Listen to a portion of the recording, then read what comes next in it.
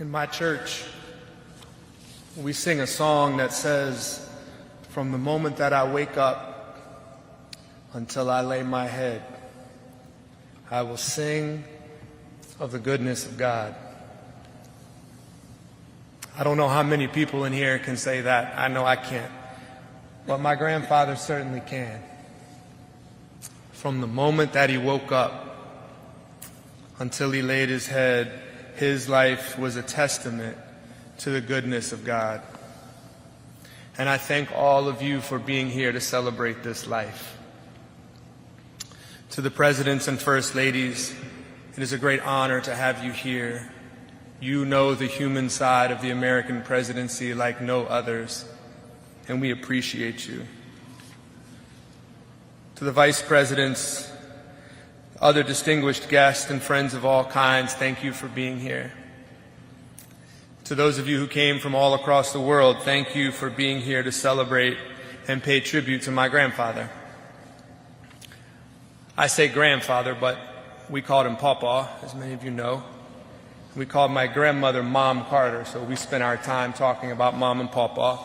And mostly, speaking of the human side of the presidency, just letting people know that they were regular folks. Yes, they spent 4 years in the governor's mansion and 4 years at the White House, but the other 92 years they spent at home in Plains, Georgia. And one of the best ways to demonstrate that they were regular folks is to take them by that home. First of all, it looks like they might have built it themselves. Second of all, my grandfather was likely to show up at the door in some 70s short shorts and Crocs. And then you'd walk in the house and it was like thousands of other grandparents' house all across the South. Fishing trophies on the walls. The refrigerator, of course, was papered with pictures of grandchildren and then great-grandchildren. Their main phone, of course, had a cord and was stuck to the wall in the kitchen, like a museum piece.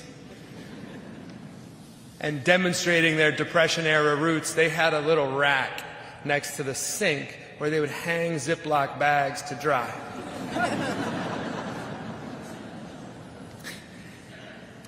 And demonstrating that they changed with the times, eventually he did get a cell phone, and one time he called me sort of early on in that process. And on my phone it said, "Pawpaw Mobile." So I answered it, of course. I said, "Hey, Pawpaw." He said, "Who's this?" I said, "This is Jason." He said, "What are you doing?" I said, "I'm not doing anything. You called me." He said, "I didn't call you. I'm taking a picture." It was a nuclear engineer, right? I mean, they were small-town people who never forgot who they were and where they were from, no matter what happened in their lives. But I recognize that we are not here because he was just a regular guy. As you've heard from the other speakers, his political life and he had the courage and strength to stick to his principles even when they were politically unpopular. As governor of Georgia half a century ago, he preached an end to racial discrimination and an end to mass incarceration. As president in the 1970s, as you've heard, he protected more land than any other president in history. 50 years ago, he was a climate warrior who pushed for a world where we conserved energy, limited emissions, and traded our reliance on fossil fuels for expanded renewable sources. And by the way, he cut the deficit, wanted to decriminalize marijuana, deregulated so many industries that he gave us cheap flights and, as you heard, craft beer. Basically, all of those years ago, he was the first millennial. And he could make great playlists, as we've heard as well. Maybe this is unbelievable to you, but in my 49 years, I never perceived a difference between his public face and his private one. He was the same person no matter who he was with or where he was. And for me, that's the definition of integrity. That honesty was matched by love, it was matched by faith. And in both public and private, my grandparents did fundamentally live their lives in an effort, as the Bible says, to do justice, love mercy, and walk humbly with their God. Sometimes I feel and felt like I shared my grandfather with the world. Today is one of those days. But really, he shared the world with me. The power of an atom, the beauty and complexity of a South Georgia forest. When we fished, he celebrated the majesty of everything from the smallest minnow to that grand circulation of waters. And he shared this love with my boys, taking these Atlanta public school kids out into the fields to show them about row crops and wild plums. In the end, his life is a love story. And of course, it's a love story about Jimmy and Rosalind and their 77 years of marriage and service. As the song says, they were the flagship of the fleet. And rest assured that in these last weeks, he told us that he was ready to see her again. But his life was also a broader love story, about love for his fellow humans and about living out the commandment to love your neighbor as yourself. I believe that that love is what taught him and told him to preach the power of human rights, not just for some people, but for all people. It focused him on the power and the promise of democracy, its love for freedom, its requirement and founding belief in the wisdom of regular people raising their voices, and the requirement that you respect all of those voices, not just some.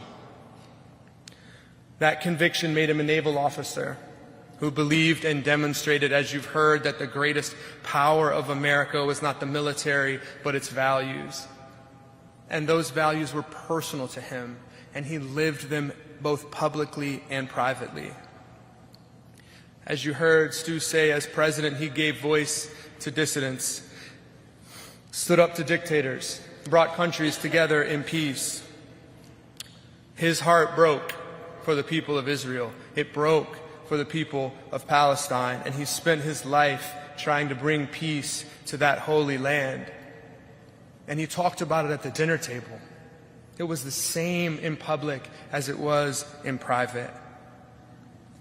And for the last 40 years, as you've heard, he spent his time living out that love and that faith alongside the poorest and most marginalized people in the world. And that work, again, has been based fundamentally on love and respect. The Carter Center has 3,500 employees, but only a couple hundred in the United States. The rest are spread throughout the countries where we work: Ethiopia, South Sudan, Chad, Bangladesh. And all of the Carter Center's programs are based on a respect, that same respect for the power of regular people, even if they are in tiny villages miles from anywhere else. And that disease will have existed from the dawn of humanity until Jimmy Carter. When he started working on this disease, there were 3.5 million cases in humans every year. Last year, there were 14. And the thing that's remarkable is that this disease is not eliminated with medicine. It's eliminated essentially by neighbors talking to neighbors about how to collect water in the poorest and most marginalized villages in the world. And those neighbors truly were my grandfather's partners for the last 40 years. And as this disease has been eliminated in every village in Nigeria, every village in Sudan or Uganda, what's left behind in those tiny 600-person villages is an army of Jimmy and Rosalind Carters who have demonstrated their own power to change their world. And that is a fundamental truth about my grandfather. It begins where it ends. When he saw a tiny 600-person village that everybody else thinks of as poor, he recognized it. That's where he was from. That's who he was.